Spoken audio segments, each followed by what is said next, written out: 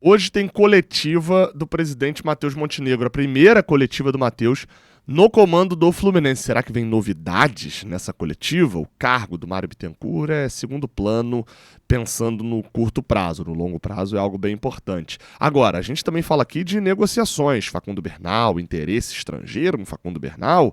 E a situação do John Kennedy, que disseram que teve uma proposta. O que eu sei sobre isso? Além disso, a volta das conversas com o Hulk. Roda a vinheta, giro de notícias.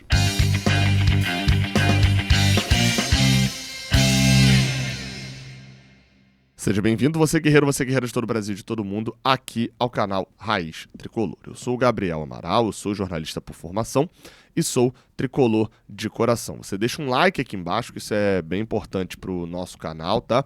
E se inscreve aqui também para dar aquela moral pro trabalho do Raiz Tricolor, o mais longevo aqui de Fluminense. A gente está desde 2018, em breve vamos fazer 8... Na verdade, a gente vai completar 9 anos, né?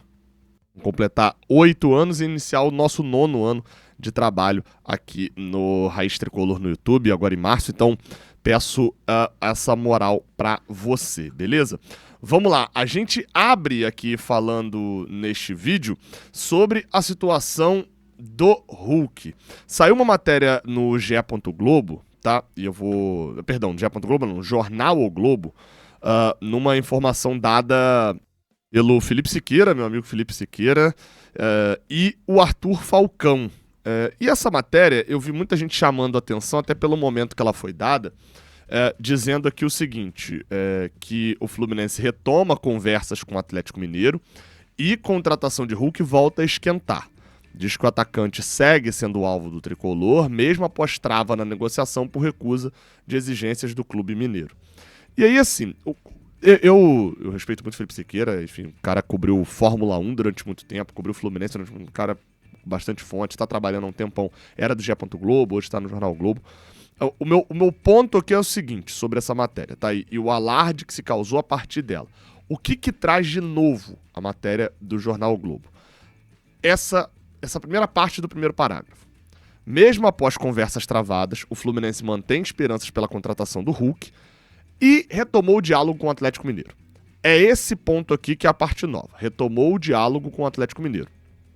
De resto, eu li a matéria inteira, aí você pode virar e achar até que é uma crítica que não é. São coisas que já foram publicadas. Gabriel, mas já foram publicadas? Porque agora o Siqueira e o Arthur Falcão tiveram a apuração deles. Eles estão colocando a credibilidade deles falando, olha, gente, eu também apurei isso daqui, também cheguei a essa informação, tá? E estou publicando. Tanto que eles colocam aqui, dando crédito ao Spinelli lá de BH, né, a Joana de Assis, que foram quem deu a matéria primeiro falando sobre a recusa da proposta do Atlético Mineiro, que o Fluminense recusou, né? A proposta do Atlético Mineiro, o Fluminense recusou, que foi do GE e foi confirmada pela reportagem do Globo. Porque você vai descendo aqui na matéria e vai dizendo, olha, no início da semana o Fluminense recusou as exigências, o Atlético Mineiro havia proposto o pagamento da multa e o Fluminense... havia proposto o pagamento de uma multa se o Fluminense quisesse utilizar ele contra o Atlético, o Atlético queria um jogo de despedida, o Fluminense não se opôs. O Atlético queria percentual de jogador da base e o Fluminense recusou. O atacante tem contrato, tem cláusula de extensão. Então, assim, é toda a apuração dele sobre o caso. Essa situação de o diálogo ter sido retomado, eu não tinha lido ainda e não tinha apurado ainda. A minha apuração sobre essa situação é a mesma e segue a mesma. O Fluminense encerrou a sua negociação com o Hulk, ou melhor dizendo, o Atlético Mineiro encerrou a sua negociação com o Fluminense a partir do momento em que o Fluminense não aceitou a proposta feita, a contraproposta feita pelo Atlético Mineiro para contar com o jogador. E aquela negociação ela foi encerrada. O Fluminense segue querendo o Hulk segue querendo sair e o Atlético segue querendo que o Hulk saia. Então, a negociação pode ser retomada, basta que uma das 3 partes, mas principalmente uma das 2 partes entre os 2 clubes, abra mão de alguma coisa. Ou o Fluminense abra mão de percentual de jogadores da base, de controle de direito federativo de jogador da base, ou o Atlético Mineiro abra mão dos pedidos que foram feitos e aceite alguma outra proposta. Sem isso acontecer, e é o que está dito inclusive na matéria do Jornal o Globo, sem isso acontecer, não tem negócio. Então, neste momento, o Fluminense negocia com o Hulk da mesma maneira que negocia com qualquer outro jogador. O Fluminense precisa chegar a um acordo com o clube que detém o jogador. O Wellington Ney, sei nem onde tá o Wellington Ney agora, mas eu posso usar um exemplo mais crível. O Fluminense negocia com o Hulk do mesmo jeito que o Caio Jorge. Por quê? Ué, precisa chegar a um acordo com o Cruzeiro para trazer o Caio Jorge. Evidentemente que na situação do Hulk, o fato do jogador já ter aceitado uma proposta do Fluminense, já ter aceitado conversar, deixa a situação um pouco mais fácil. O exemplo do Caio Jorge é só uma hipérbole, uma extrapolação para você entender. Mas é fato que nesse momento o Fluminense está no mercado buscando um outro centroavante, mas atento à situação do Hulk, porque a qualquer momento, se houver uma reviravolta por lá, o Fluminense pode voltar a carga pelo Hulk. O que resta a gente saber como está a negociação desse plano B. Outro que está nessa mesmo sentido é o Savarino, tá? Só que no Savarino a questão não é com o time, é com o jogador. O Fluminense, inclusive, essa semana ia voltar com outra proposta para o Savarino, tá? Não sei se já foi, se já chegou, se já recusou, se já aceitou, mas tinha essa situação nessa semana. Vamos ver como é que vai ser nessa sexta-feira, a partir das 10 horas da manhã. O Fluminense organizou uma coletiva de imprensa feita no CT Carlos Castilho, que será feita no CT Carlos Castilho, com o presidente eleito Matheus Montenegro. Essa coletiva ela havia sido prometida na posse do Matheus Montenegro para o dia 2 de janeiro, acabou não sendo realizada, e eu abro um parênteses aqui, ainda bem, porque dia 2 de janeiro era uma sexta-feira, logo depois do dia 1º, boa parte da cobertura, a gente já tá porque o Jornada está em todas, mas boa parte da cobertura não estaria com o repórter de plantão ali disponível para poder fazer uma cobertura dedicada a essa situação, então seria uma coletiva enfraquecida, né? Então ainda bem que repensaram nessa situação. Coletiva remarcada para essa sexta-feira, dia 16, a partir das 10 da manhã. A gente vai fazer a transmissão ao vivo da coletiva no canal Jornada KTO 1902. Então já pesquisa aqui no YouTube e se inscreve por lá, tá? A gente vai entrar ao vivo, estaremos lá eu e Cauã Tinoco para fazer perguntas. E aí eu quero que vocês coloquem aqui no comentário qual que é o assunto. Tem muitos assuntos para abordar com o Matheus Montenegro. Mas qual o assunto que neste momento você julga que seja o crucial para ser perguntado? Tá? Eu quero depois ver o que a galera espera de ser perguntado e o que realmente vai ser.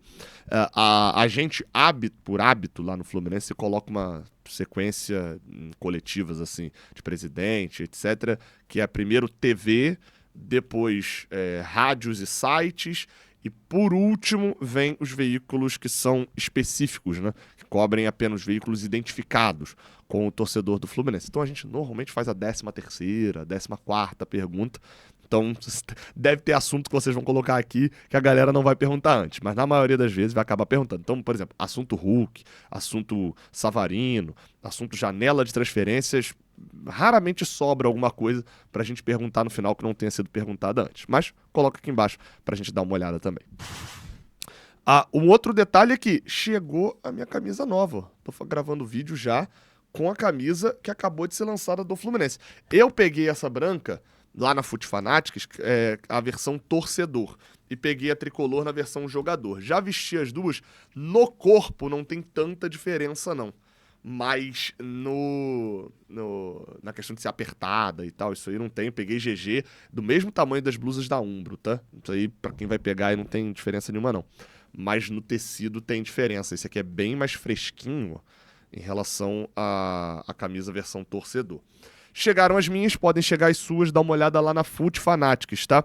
O link vai estar aqui na descrição, você pode usar o cupom JORNADA10, se for sua primeira compra lá, que você ganha 10% de desconto. Se não for sua primeira compra, cria uma outra conta, rapidinho você cria, pega o CPF aí da tua mãe, do teu irmão e tal, cria uma nova conta e usa o cupom, pô, 10% de desconto é uma grana, né? Sei que a camisa oficial, que é recém-lançada, é cara pra cacete, mas se você vai comprar, compre com o menor preço, e o menor preço é na Fute Fanatics para camisas oficiais licenciadas, tá? Então você usa o link que tá na descrição. Se pagar no Pix ainda tem mais desconto, é papo de assim, cupom Jornada 10. E pagando no Pix, dá para parcelar também no cartão, mas pagando no Pix, papo de mais de R$100 de desconto. Então aproveita, tá? O link tá aqui na descrição, é o menor preço de todos. Bem, vamos lá. A gente fala agora de duas notícias que saíram a respeito de saídas de jogadores, tá? A gente abre falando sobre a situação de Facundo Bernal. O jogador, o volante uruguaio do Fluminense, teve uma notícia publicada com o seu nome pelo Wilson Forte, lá da Central Fluminense. Vou até botar aí na tela. O Fluminense estipula preço alto e dificulta a saída de Facundo Bernal.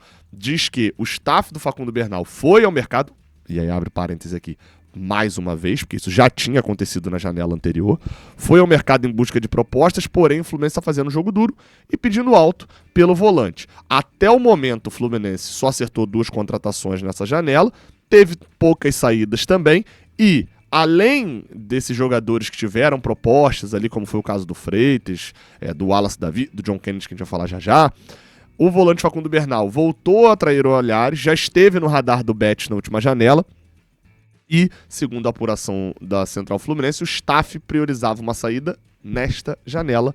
Só que, ao ir ao mercado e oferecer o jogador, um dos representantes de Bernal chegou a afirmar à imprensa que times da França e do México demonstraram interesse na contratação do volante, mas nenhuma negociação avançou. O Fluminense estipulou um valor de 10 milhões de dólares para a liberação do volante e até agora ninguém esteve disposto a pagar esse valor. Lembrando que Bernal chegou ao Fluminense por um valor, em agosto de 2024, de 3,6 milhões de dólares por 60% do seu direito. O que faz com que o valor do Bernal por 100% do Bernal, na época o Fluminense colocasse em 6 milhões de dólares. Tá? Então o Fluminense não pagou 6, mas pagou 3,6 por 60%, mas o valor do Bernal de 100% era de 6 milhões de dólares. Ou seja, para o Fluminense estar pedindo 10 milhões de dólares agora, é que o Fluminense julga que houve um aumento no valor do Bernal, até porque o Fluminense não ficaria com os 10, o Fluminense ficaria com 6 dessa venda, né? Pagou 3,6 por 60%, ficaria com 60% de 10 milhões. E, assim, eu concordo. Você pode até achar que o Facundo Bernal não jogou bola ainda no Fluminense, nem perto do que a gente esperava, e eu concordo. Esperava o Facundo Bernal numa evolução maior, esperava o Facundo Bernal tendo um desempenho semelhante ao desempenho do Hércules, talvez que acabou de chegar. Nem bota o Martinelli, não, até porque ele é bem mais jovem. Mas o Facundo Bernal até agora ainda não foi o jogador de 10 milhões de dólares. Porém, o mercado não funciona dessa maneira. O mercado funciona como? Quando ele estava no Defensor, no Campeonato Uruguaio, no time pequeno, e o Fluminense foi lá e botou 6 milhões, entre aspas, né? Porque pagou 3,6, mas botou 6 milhões de dólares como valor dele. Esse era o valor dele jogando o Campeonato Uruguaio, onde, né, ninguém assiste, nem nada. A partir do momento só dele pisar no Fluminense, esse valor sobe. Só dele jogar no Brasileirão, esse valor sobe. Só dele ser testado no outro nível, esse valor sobe. Bem como acontece nos clubes da Europa também. Se o Bernal hoje, o Fluminense avalia que ele vale 10, chega um clube, nem precisa ser um clube grande não, chega Torino da Itália e paga 10 milhões de dólares no Facundo Bernal, ele pisando, botando a camisa de um time italiano e jogando por lá, ele já vale 15. Porque o mercado funciona dessa maneira. Né? Imaginem que o clube são como se fossem clubes, né? E ligas são como se fossem bairros, né? E você pode ter uma casa muito bonita de 200 metros quadrados, mas essa casa fica numa região que, bem, não é muito valorizada, essa casa vai valer muito menos do que se ela ficar na região mais valorizada aí da sua cidade. É assim que funcionam as ligas e os clubes e as transferências de jogador. E o Fluminense é muito mais valorizada do que o Defensor. Então, por isso que eu achei correta a postura do Fluminense de recusar as propostas feitas pelo Freitas, que basicamente o Fluminense recuperaria o valor que investiu num jogador lá do Alianza Lima, e aí você vai falar, mas vai recuperar investimento num zagueiro ruim. Meu amigo, o Fluminense recuperaria o investimento num zagueiro que foi titular o ano todo. O valor do Freitas subiu, e o Bolonha nunca mais enviou outra proposta. Então, por isso não foi vendido. O Bernal, acho que é correto o Fluminense não aceitar o mesmo valor que pagou. O jogador já se valorizou, bate o pé no mercado, que uma hora chega a proposta. Para isso, o Bernal precisa jogar bem.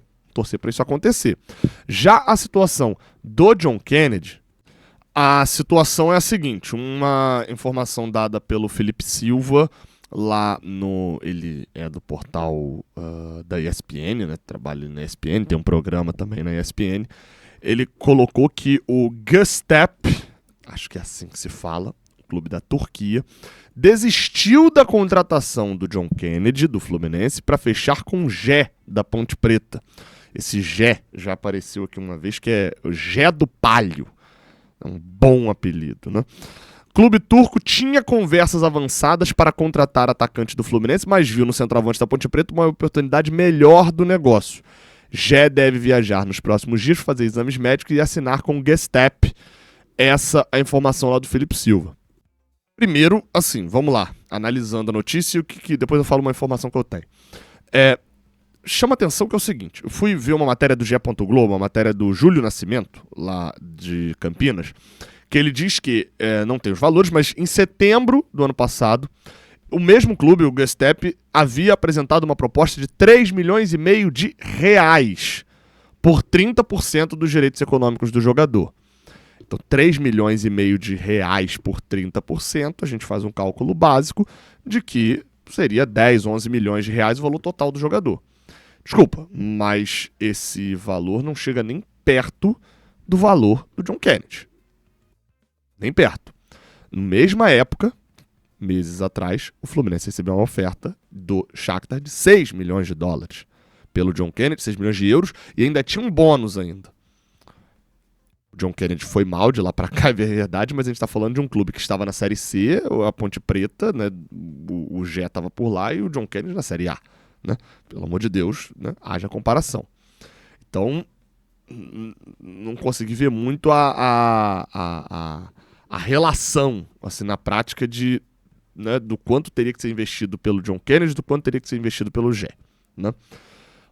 E, ao mesmo tempo ali, basicamente, na verdade um pouco antes, eu tinha recebido uma informação de que havia chegado uma proposta pelo John Kennedy. Eu estou tentando confirmar. Chegou, inclusive, valores, mas aí eu vou evitar falar, porque eu não tenho clube ainda e, enfim, ainda estou confirmando a informação. Um valor bem mais alto do que esse do Gé do Palio e tal. Mas que teria chegado uma proposta. Ainda estou tentando chegar a detalhes, mas assim, não é garantido o John Kennedy ficar o ano todo no Fluminense. Não é garantido nada acerca desse mercado. Tá? Vou tentar apurar. Já tive essa informação, inclusive com alguns detalhes de valores, mas, como eu falei, é melhor segurar para poder tentar receber algumas respostas e publicar nessa sexta-feira. Ou não também, porque às vezes pode ser negado e a informação também não flui. Se inscreve, deixa o like, link da Fute Fanatics aqui na descrição. Até a próxima. Valeu!